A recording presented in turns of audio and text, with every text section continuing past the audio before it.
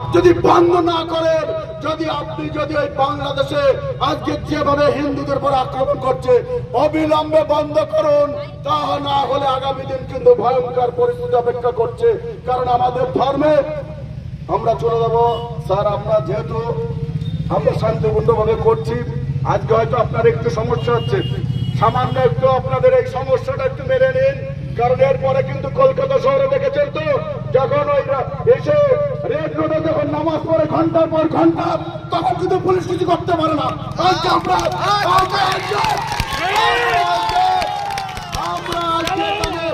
আমাদের দেয়ালে পিঠ থেকে গেছে বন্ধু, দেয়ালে পিঠ থেকে গেছে। ওপার বাংলায় যারা আক্রান্ত হচ্ছে তারা আমাদের ভাই, তারা আমাদের রক্ত। আজকে তাদের জন্য আমরা রাস্তায় বারবার নামবো, আর প্রয়োজনে রক্ত দেওয়ার জন্য প্রস্তুত থাকতে হবে বন্ধু। আজকে এই পশ্চিম বাংলায় ভারতবর্ষ স্বাধীন করেছিল যারা, হাজার হাজার হিন্দু যুবকরা ফাঁসির দড়ি গলায় নিয়ে তারা হাসতে হাসতে জীবন দিয়েছিল। আজকে তাদের কথা স্মরণ করতে হবে। বাদল বিনয় দীনেশরা আজকে কলকাতার রাইটার্স বিল্ডিংকে আক্রমণ করেছিল, আজকে তাদের কথা স্মরণ করুন। কারণ আমাদের গীতায় স্পষ্ট বলা আছে, গীতাতে স্পষ্ট বলা আছে, বাসন্তি জিন্নানি যথা বিহার নবানি গিন্নান্তি রণপরানি তথা শরীরা বিয়া জিন্না নান্নানি সংজাতি নবানি দেহি।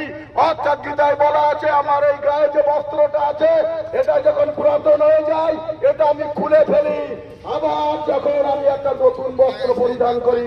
অর্থাৎ হিন্দু যুবকরা, তোমরা আজকে গীতার সেই আদর্শ স্মরণ করো, তোমার ধর্মকে রক্ষার জন্য, তোমার মা বোনের ইজ্জত রক্ষার জন্য, আজকে ভারত মাতাকে রক্ষার জন্য হাজার হাজার হিন্দু যুবকরা ফাঁসির দড়ি গলায় নিয়ে আস্তে আস্তে জীবন দিয়েছিল। অর্থাৎ হিন্দুরা, অর্থাৎ এই দেহটাকে ক্ষত বিক্ষত হয়ে যাবে, কিন্তু আমার আত্মা কখনো মরবে না। অর্থাৎ এই আত্মা কখনো মরে না, আমি নতুন করে পৃথিবীতে আবার জন্ম নেবো। অর্থাৎ হিন্দু যুবকরা সেই গীতার আদর্শ, সেই গীতার অগ্নি মন্ত্রকে ধারণ করে আজকে ব্রিটিশদের বিরুদ্ধে আমরা যুদ্ধ করেছিলাম, ভারত মাতাকে স্বাধীন করেছিলাম। সেই হিন্দু যুব সমাজ কখনো দুর্বল হতে পারে না। কোন রাজনৈতিক দলের আজকে দাসত্ব করবেন না। আপনার ধর্ম আগে, আপনি তৃণমূল করতে পারেন, আপনি সিপিএম করতে পারেন, আপনি বিজেপি কংগ্রেস করতে পারেন, সবার আগে আপনি হিন্দু, সবার আগে আপনি হিন্দু। আপনার যদি ধর্ম না থাকে, আপনার যদি দেশ না থাকে, আপনি পালিয়ে যাওয়ার জায়গা থাকবে না বন্ধু। আজকে আপনি দেখেছেন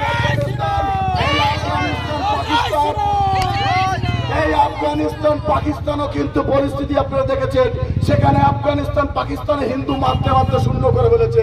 হিন্দু আর নেই পাকিস্তান। আমাদের ভিডিও ভালো লাগলে লাইক এবং শেয়ার করুন, কমেন্ট সেকশনে গিয়ে জানান আপনাদের মতামত। আরও ভিডিও পেতে আমাদের চ্যানেল সাবস্ক্রাইব করুন এবং প্রতি মুহূর্তে খবরের আপডেট পেতে প্রেস করুন বেল আইকন।